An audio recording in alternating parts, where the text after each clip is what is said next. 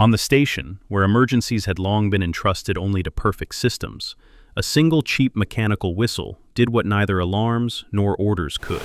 It forced the entire assembly hall into a silence so profound, it was as if someone had uttered a forbidden name. What was worse, the first to break were not the humans, but those who for decades had trained themselves to avoid attachment, whether to strangers or to the act of rescue itself. And while everyone argued over why a human was even allowed to touch this museum junk, it became clear, when the new technology began to fail, only a thing considered a disgrace of the past here could possibly survive. "Don't push so hard, you'll strip its rib right off," someone from the audience said, and a ripple of laughter went through the assembly hall. Sasha didn't even lift his head. He stood elbow-deep in the open hatch of the life pod, wedged right between the hot beverage section and the station's rostrum, trying to force a jamming linkage back into place. The life pod looked as if it had been pushed out of an old hangar by mistake, and then kept only because they were too embarrassed to throw it away. The earth paint had peeled, the fasteners had darkened, and faded emergency marking letters still clung to its side. Above it hung a screen with a dry inscription: Public Technical Evaluation, Object, Legacy Earth Emergency System. For the sake of clarity, a voice from the commission continued, the human specialist is present solely to prevent contamination of the internal mechanics by unauthorized actions of station personnel. Meaning, if the junk blows up, no big loss, Sasha muttered. Someone nearby gave a short snort. The aliens sat in a semicircle around the assembly hall. Some were eating, some were arguing, and some were filming the process on personal recorders. For the station, this was entertainment, almost a cultural event, watching an ancient human capsule fail its inspection. Sasha slapped his palm against the panel. "Come on, at least pretend you're not 100 years old." A creak answered from within.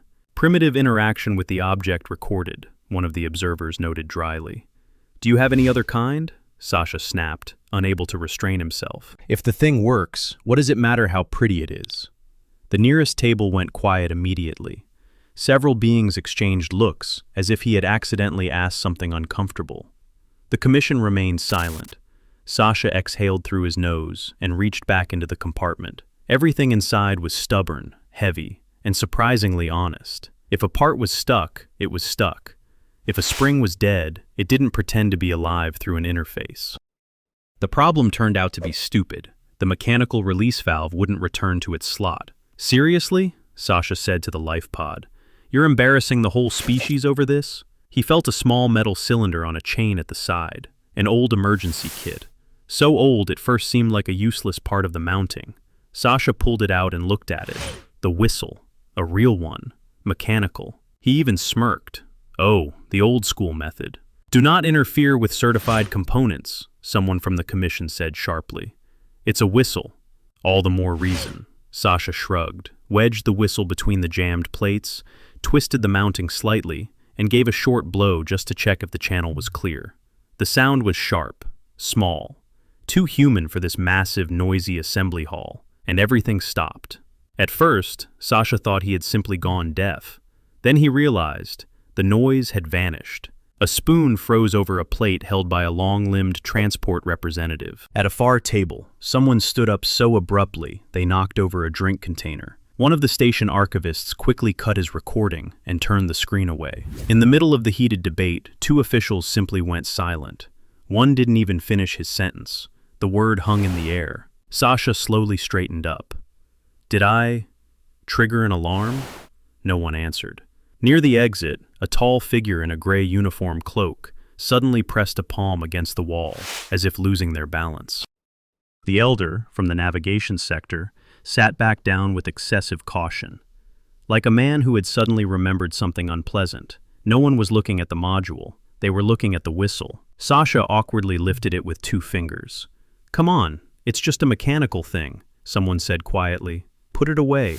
No anger, almost a whisper. "Put what away?" Sasha blinked. "The whistle?" Again there was no answer, only a strange pause that made even the air feel heavier. And then the door to the assembly hall opened.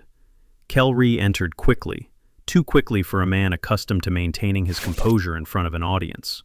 Several of those present immediately looked away. He didn't even look at the commission's screen. He looked straight at the whistle. Something flickered briefly in his face. Exhaustion? Anger? Fear? Who allowed humans to touch the emergency kit? He asked sharply. The commission scrambled. Commander, the procedure was approved as part of... I asked something else. The silence grew even worse. Sasha carefully lowered the whistle onto the edge of the hatch. Look, if the problem is the protocol, I was just checking the mechanism. The valve is sticking. Kelry shifted his gaze to him. It was the look of a man who had heard a far too familiar sound in the wrong place. From this moment on, he said quietly, humans are removed from any emergency systems on the station. Several officials raised their heads in surprise. But why? Sasha blurted out. Because of the whistle? Kelry delayed his answer for far too long. Because you do not understand what you are touching. He turned to the commission. End the demonstration. Restrict the recordings. The archivist, who had already turned off his screen, did not argue. It was as if he had known in advance. Sasha looked around the assembly hall. No one was laughing anymore. And the whistle lay on the metal of the hatch, as if someone had left it there on purpose, a long time ago. And everyone around hoped it had been forgotten. The first failure was blamed on a Q overheat. Then 3 navigation rings went dark in a row, and the station abruptly stopped looking like a place where everything had been calculated long ago. Warnings flashed above the central corridor. Transport dispatchers shouted over each other on emergency channels, and the flow of shuttles kept coming. Some were moving ships to manual holding patterns, others couldn't keep up. Sasha saw this from the technical bridge, where he wasn't supposed to be allowed at all. I'm suspended, remember? He said, staring at the corridor schematic. Formally, yes, replied a weary the partner, with a gray stripe on his neck. But for some reason, your life pod is the only thing that hasn't dropped out of sync yet. The word your sounded as if the man were contagious. On the general schematic, the old life pod hung as a lone green spot among the flashing yellow sections.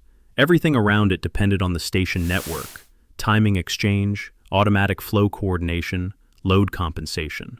When the corridor became clogged with ships, the systems began waiting for confirmation from each other longer than permitted. But the Earth junk just kept working, because it didn't care about the network. It has an autonomous circuit, Sasha said quickly. Old mechanical stabilizers. They don't wait for updates from the station.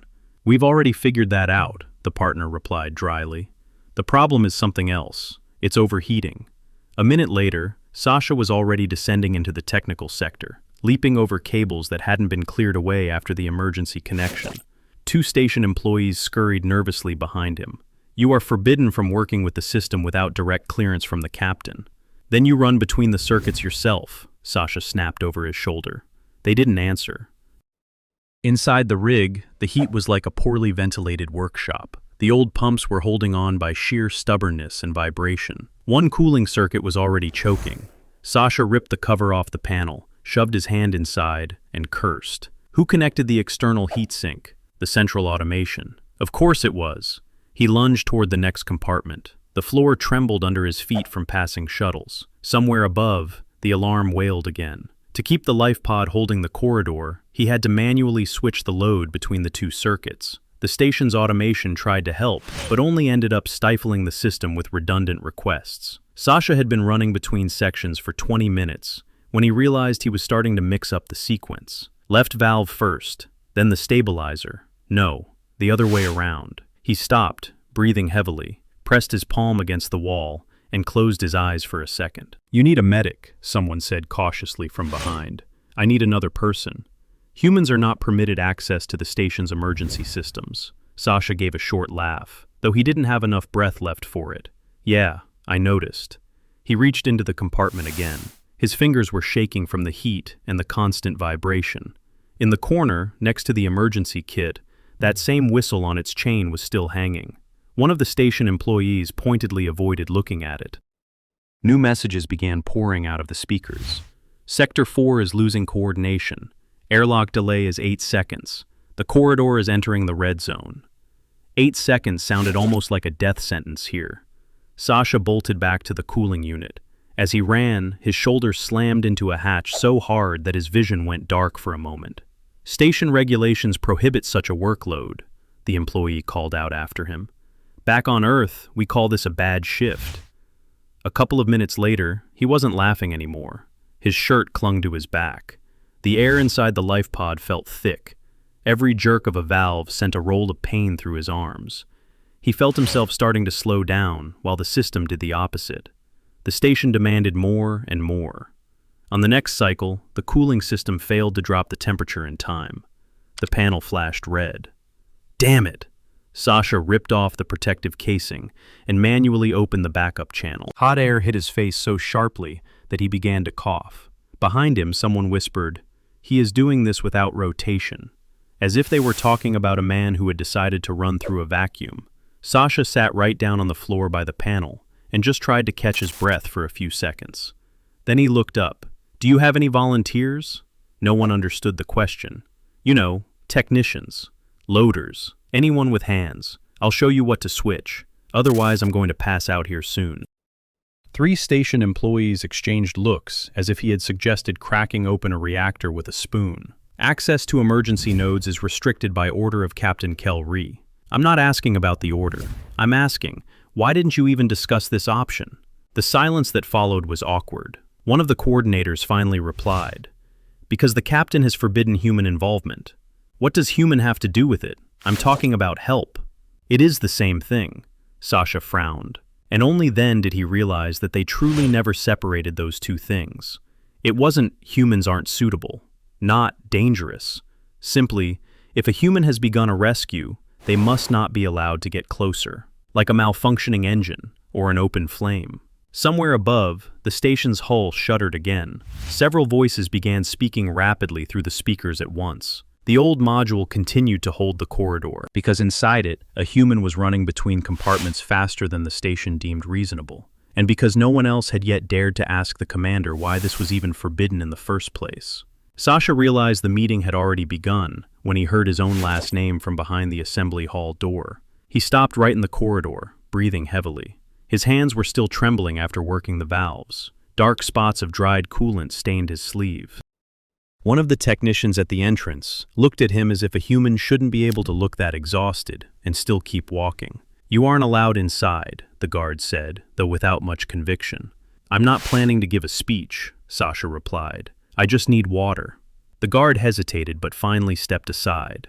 The assembly hall had changed in just a couple of hours. The menu screens were turned off, the long tables had been pushed into a circle, and the old life pod stood in the center like a piece of evidence that no one dared to remove. Representatives from several station sectors were arguing around it. Transport workers, archivists, emergency services, and some officials from the outer lines. A short phrase hung on the upper screen. "Temporary object status. Disputed." Sasha reached the nearest water dispenser and took several greedy gulps. "The module violates 4 basic sync protocols," someone to the right was saying. "It must be disconnected once the flow stabilizes." "It will disconnect itself after stabilization," another voice snapped back. "Because without it, there won't be any stabilization. We cannot integrate a human emergency system into the station's permanent network. It is already integrated. The only question is whether we will acknowledge it officially." Sasha sat down right against the wall. His legs throbbed as if he were still running between sections. He noticed the whistle lying on the edge of the module's open hatch. Someone had tried to put it away in a kit, but seemingly changed their mind. They were trying not to look at it. Kel-Ree stood further away than the others, calm. Too calm for a man whose station was being held together by old Earth metal and someone else's stubbornness. "The human specialist is present only as maintenance personnel," he said coldly, without even turning his head toward Sasha. "He is not participating in the discussion." "Thank God," Sasha muttered under his breath. "Otherwise I'd fall asleep right into the middle of diplomacy." Someone nearby suddenly twitched their shoulders. At first he thought it was irritation. Then he realized the alien was laughing, quietly, awkwardly, as if they hadn't expected it themselves. The argument continued for another 5 minutes, about compatibility, risks, and standards. Sasha listened with half an ear, until one of the emergency sector representatives said, "The human confirms that operating the module is dangerous even by human standards." Sasha tiredly raised his head. "Of course it's dangerous. Try running a shift inside that tin can yourself." Several gazes turned toward him at once. He waved a hand toward the module. "Seriously, it's hot, it's noisy, everything vibrates, and the valves have a life of their own." If the station is so afraid of old iron, let it sit inside there for 6 hours itself. The silence that followed was strange, not offended, pensive. One of the transport workers asked slowly, "You speak of this with humor?" "How else?" Sasha rubbed his face with his palm. "If you turn every dangerous job into a tragedy, no one would survive until the end of their shift. But you acknowledge the probability of failure." "Well, yeah." "And you continue to work." "Well, yeah." Now the silence had changed completely. Sasha suddenly realized that the conversation in the room had shifted. It was no longer about the module. It was about him, about humans. The elder leaned forward cautiously. "Do humans always speak like this during rescue operations?" "Like what?" "As if the danger has already been accepted in advance." Sasha frowned. "Our rescuers actually joke a lot. And doctors, and miners, and those who work at sea. It's not because it's funny. It's just that otherwise you'd lose your mind." Someone at a far table quickly deactivated their personal recorder. Too quickly. A navigation representative spoke almost in a whisper. "And if one of your own dies?" The question sounded as if it shouldn't have been asked publicly. Sasha shrugged. "The others keep working anyway. For the sake of the order? For the sake of their own." After those words, several aliens averted their eyes simultaneously. Kelry moved from his spot for the first time. Enough, but it was too late. One of the emergency coordinators was already looking not at the commander, but at Sasha. "Do your rescue groups use personal signals?" Sasha looked at the whistle instinctively. "Sometimes, depends on where. It's useful in the noise. To distinguish commands? And so your people know you're nearby." The room seemed to grow tighter. The elder slowly ran his fingers across the table. "With us, such practices have been forbidden since the time of the fleet's collapse." Sasha blinked. "Wait, are you serious? You forbid people from, well, forming an attachment to each other during emergencies?" No one answered immediately. Then a transport worker said quietly, "During a catastrophe, attachment destroys order. Or it keeps people in place," Sasha said automatically. And again, several beings looked at him as if they had heard something dangerous. Kelry stepped forward. "The meeting is over." "No," the elder said unexpectedly. The words sounded almost frightened, but he continued anyway. "We were discussing a technical object, but we found the reason why it continues to function." Kelry slowly turned his head toward him. For the first time, Sasha saw several station representatives not look away in response. And that was exactly what scared the commander more than the whistle. The station jolted right in the middle of the argument. First, the lights over the far sector of the assembly hall went out. Then, on the general map of the rescue corridor, one section vanished entirely, returned a second later, and disappeared again. Already in a different place, someone managed to say, "That's impossible," and then the emergency line began to wail. Sasha jumped up before the others. The screen near the module was flashing fragments of data. The central route was holding, but the side branches began to drop out in jerks. Not in sequence, but in waves. The system would manage to save one section, and immediately lose the neighboring one. He didn't even look to see if he was being given permission. A minute later, he was back inside the old life pod. The heat had changed. Before, it was just difficult to work here. Now everything was working out of sync. One valve closed with a delay, a second opened ahead of time, and the cooling was being sent to places where no one was left. Sasha lunged toward the first compartment, manually rerouted the flow, heard the stabilizer level out, and immediately a new warning came from above. Loss of Sector 7. He ran back. Behind him, someone was shouting about priorities. He didn't listen. If you close 7, 3 drops out. If you hold 3, the node overheats. If you cool the node, the reserve drains. You just have to do it all in time. 10 minutes later, he was already getting confused. His hands were moving faster than his head. He switched the circuit, rushed to the next one, heard a change in the vibration, and realized it too late. The main node began to choke. The panel flared up with several warnings at once. Sasha froze. If he broke the central route now, the entire bridge would come to a standstill. A calm voice sounded behind his back. "Step away." He turned around. Kelry was already inside, without his cloak, wearing a station tactical vest, as if he hadn't come to argue, but had been planning to step in for a long time. He didn't even look at Sasha. He walked up to the distributor and with a few quick movements closed off 3 side sections. Entire branches disappeared from the schematic. Sasha stared. "What are you doing?" "Preserving the route." "You just cut off half the bridge." 4 secondary directions. "There are people there. Crews." Kelry turned the locking pin. The pressure in the center stabilized immediately. "There is waiting. Here is movement." Sasha stepped toward the panel. "We can pull one more branch." Kelry intercepted his hand, not sharply, like a person who had seen this gesture before. "No." "Why not?" "Because you are already trying to hold 5. Sasha exhaled angrily. "Oh, sure. And how many is normal? 2? 1? Kelry finally looked at him. 1. Sasha gave a short, tired laugh. A convenient philosophy. The commander fell silent for a second. Then he said unexpectedly, "We didn't live like this before." The noise around them seemed to grow quieter. Kelry shifted his gaze to the schematic. A long time ago, before the station, before the current rules. He opened a service channel and disconnected another section. Sasha watched as the line vanished. And what changed?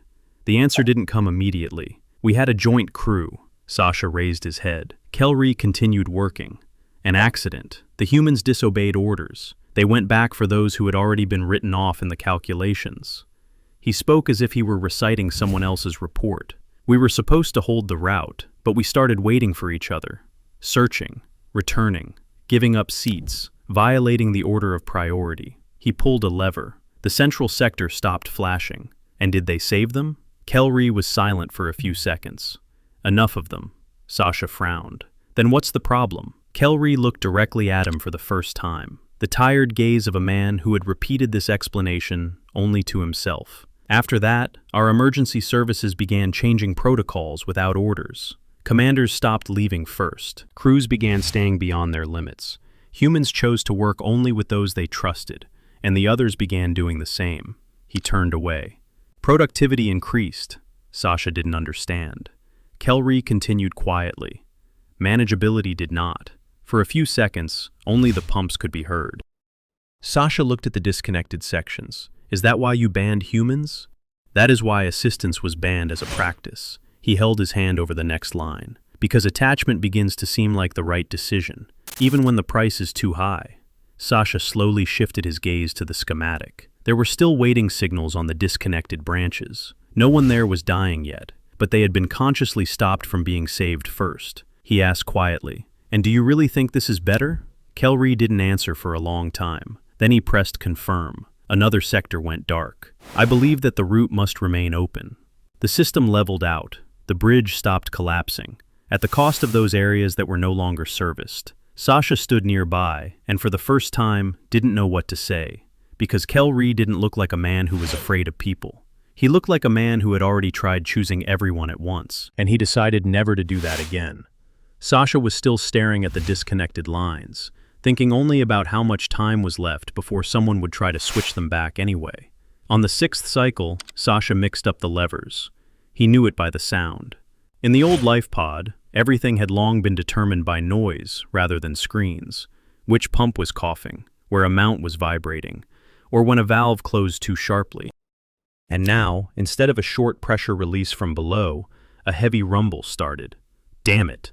He bolted back through the narrow passage, slammed his shoulder against the wall, nearly slipped on the condensation, and burst toward the central hub just a second before the panel flashed yellow. Not red, not yet. Sasha yanked the emergency latch by hand. The metal burned his palm. The air inside the rig turned damp and hot, like standing next to an industrial reactor. Outside, someone was shouting something over the service channel. He didn't even listen. If he missed one more cycle, the route would start to choke again. Sasha rerouted the flow, achieved a steady hum, and froze for a second, breathing heavily. Then he looked at the timer. There were 4 minutes left until the official limit. After that, the station was supposed to permanently close the overloaded branches and leave only the main passage. The only problem was that the evacuation was still underway. He wiped his face with his sleeve and realized immediately that his hand was shaking harder than before. Not from fear, from exhaustion. Sasha climbed toward the next valve and suddenly heard a familiar voice. "You are half a second late between switches again." The partner from the commission was standing at the entrance to the life pod, short, with a narrow gray stripe along his neck. The same one who back in the assembly hall spoke about certified components as if paperwork were more important than air. Sasha wasn't even surprised. Then stop watching. Hold this. He shoved the heavy latch into his hands. The partner recoiled. I am prohibited from accessing emergency. I don't give a damn what you're prohibited from. Sasha opened the next compartment. You've been hanging around here for 3 hours. That means you've memorized the sequence. The other was silent for too long. Then he finally asked, what is the interval? When you hear the double release, push down and hold for 3 seconds, just not a moment sooner. The partner carefully took the latch as if he were holding someone else's weapon. The rig shuddered again. Sasha dashed toward the cooling system. This time he made it. Almost. The valve closed with a delay, but the latch clanked behind him immediately, exactly at the right moment. Sasha turned around quickly. The partner stood there pale, gripping the lever with both hands. Like this, like that. After a few cycles, it became clear that together they were indeed holding the system longer. Sasha ran between the compartments, while the other managed to handle the central switches. Not perfectly, slower than a human, but it was enough for the life pod to stop overloading every minute. The problem turned out to be something else. The alien began to flag after just a few cycles. Sasha noticed it by his movements. Too cautious. Too sluggish. How are you doing? I am fine. Liar. I am working. Sasha gave a short laugh. Congratulations. You're officially a human now. The other gave an unexpected shrug. It seemed he was again trying to figure out if it was a joke or an insult. Outside, the alarm was no longer wailing continuously. Messages were coming in less frequently now. That meant part of the flow was being successfully diverted. Just a little longer. Just hold on. And then, the rig jolted so violently that Sasha slammed his knee against a mounting bracket. Sparks began cascading from the far compartment. Sector 8 requires synchronization, someone screamed over the comms. The central hub isn't responding. Yes, it is, Sasha barked. Just manually. He lunged toward the side distributor and realized the main problem. They were too far apart from each other. The roar of the pumps was already drowning out his voice, and if they messed up the timing now, the central circuit would fail again. Sasha spun around abruptly. The whistle was still hanging near the emergency kit. The partner noticed it first. He froze. Don't you dare! But Sasha had already ripped the chain off. When you hear one short blast, hold the valve. 2 short ones, release and switch to reserve. That is an unauthorized signal. Right now, everything unauthorized is working better than the station. He shoved the whistle between his teeth and bolted toward the adjacent compartment. The first signal pierced through the life pod, sharp and thin. The partner's whole body flinched, but he held the lever. Sasha heard the flow level out. Then came the second short blast. The switchover went perfectly. For a few seconds nothing happened, and then something strange began occurring outside. Someone stopped screaming about clearance protocols. Technicians at the entrance began passing tools to each other without being ordered. One of the coordinators climbed toward the external cooling unit on his own, though previously he had only demanded authorizations. Even the official messages changed. Shorter, faster. It was as if the people on the station had suddenly stopped waiting for confirmations from one another. Sasha barely managed to notice it between cycles. The whistle sounded briefly again through the din. The partner wasn't flinching anymore. He was moving faster, much faster. Left circuit, he shouted himself, ahead of the warning. Sasha lunged there and made it just in the nick of time. Then another cycle, and another. The timer had long since passed the official limit. No one shut down the system. No one even brought it up. At some point, Sasha realized he no longer heard the panicked messages from the corridors, only work commands. The evacuation flow finally began to thin out. He sat right down on the floor near the distributor and just breathed for a few seconds. His hands were shaking openly now. The partner slowly slid down against the wall beside him. His face was gray with exhaustion. "This is a violation of the captain's order," he said quietly. "Yeah, we will be officially relieved of duty. If they can catch us." The man suddenly let out a short, raspy sound. It took Sasha a moment to realize it was a laugh. Footsteps were heard near the entrance. Several station employees stepped aside without being told to. Kelry stopped by the open hatch and silently looked first at the humming life pod, then at the whistle in Sasha's hand. No one said a word, Only the old pumps continued to pull air through a system that should have stopped long ago. And for some reason, Kelry did not order it to be shut down. The pumps slowed with a sound as if the old rig was reluctantly agreeing to let the station go while it was still alive. It was still sweltering inside. Sasha sat right on the floor by the open compartment, trying to decide if he had enough strength to stand up without help. Beside him, the partner breathed silently, his neck marked by a gray streak. He held the emergency latch now with a calm, as though he'd been doing it half his life. Outside, someone had already started drafting the official report. "Is the wording finalized?" An unfamiliar voice asked near the entrance. "Almost." "Remove the word voluntary." Sasha looked up. Station representatives were standing by the hatch, not emergency workers, the administration. The very same people who had previously discussed the life pod as if it were museum junk. One of them read from the screen, "Human intervention is recognized as a dangerous exception, permissible only under conditions of critical infrastructure failure." Sasha gave a hoarse chuckle. "Beautiful, especially the part where it saved you." No one answered him immediately. Then the elder, that same old archivist, said cautiously, "That will also be included in the report." Kelry stood a bit further away than the others. He looked tired, with the gray face of a man who hadn't slept properly in a long time. He listened to the phrasing as if he were checking the hull for airtightness after an impact. "The old module will be retained as part of the emergency sector," the official stated, "pending a separate decision by the commission." Sasha blinked. "Wait, not being scrapped?" For the first time, Kelry looked directly at him. No. And that was it. No gratitude, no flowery words. But several station employees immediately exchanged glances. They had heard enough. An hour later, the assembly hall was operational again. Someone was arguing near the terminals. Someone else was eating while standing up. On the far screen, the new flight schedules were already scrolling, as if the station were desperately trying to return to normal life. Only the old life pod still stood in the middle of the hall, and around it, an empty space remained. Not a fence, not a restricted line. Just an open circle where no one placed tables or dragged containers. Sasha didn't notice it at first. He sat with a mug of something hot and watched as two station technicians walked past the module slightly slower than necessary. One even briefly touched the old hull with his palm. It was almost imperceptible. "Now you understand why everyone went silent back then?" the elder asked, sitting nearby. Sasha turned his head. The old man sat down opposite him carefully, as if his knees still remembered the emergency shifts. "More or less," Sasha said, though for just a whistle, the reaction was still strange. The archivist spent a long time turning a small drink container in his fingers. "We used to have similar signals. Many species did, a very long time ago. For alarms? For those who were the last ones left in a sector." Sasha frowned. "What do you mean?" "When compartments were closed manually. When someone went back for the crew after the order to retreat. When rescuers held the passage while the others escaped." He spoke quietly, and several nearby tables automatically went quiet as well. Such signals were banned gradually, first in the fleets, then in the emergency services. It was believed that personal attachment interfered with discipline. Sasha snorted. "Yeah, that really helped."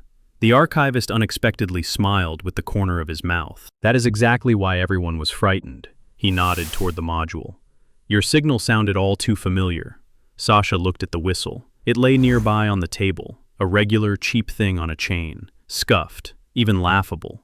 "So what?" he asked. "Did you hear some ancient terror?" "No," the archivist said softly. "We heard the readiness to go back." At the next table, someone suddenly stopped talking. Sasha stared into his mug for a few seconds. Then he looked up at Kelry. The commander stood by a service terminal, signing off on reports, calm, collected, as if the entire station hadn't just broken away from its own rules. Sasha suddenly asked loudly enough, "There's one thing I don't understand. If your distance is so safe, why did everything only hold together after everyone started breaking it together?" The assembly hall fell quiet again, briefly. Kelry didn't answer right away. He finished his signature, closed the screen, and only then said, "Because dangerous things sometimes work too well." After that, the noise returned. Only now, no one was laughing near the old Earth life pod anymore.